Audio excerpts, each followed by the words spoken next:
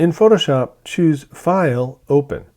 Navigate to the Lesson 09 folder and double-click the t1.psd file to open it.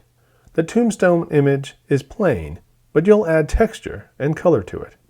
In the Tools panel, click the default foreground and background colors icon to return the foreground color to black. You'll start by adding a little atmosphere to the tombstone. Choose Filter, Render, Difference Clouds. The original is dull. Clouds add drama. You'll leave the top of the tombstone in focus, but blur the rest using an iris blur. Choose Filter, Blur Gallery, Iris Blur. Photoshop enters the Blur Gallery task space that displays just the tools for certain blur effects.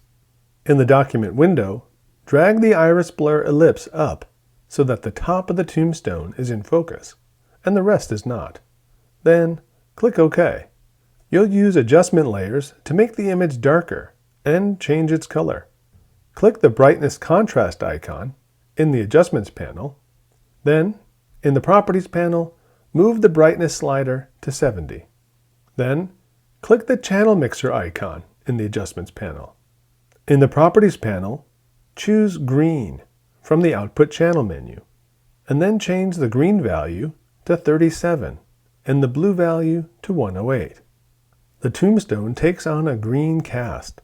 The channel mixer is a useful option for correcting color balance, usually by applying much smaller values than you used here. The channel mixer is also an alternative to the black and white adjustment for controlling how colors are converted to grayscale and for tinting effects. In this case, you use channel mixer to make a purely creative color adjustment to an image. Next, click the exposure icon in the Adjustments panel. In the Properties panel, move the exposure slider to 0.90 to brighten the lighter areas of the image.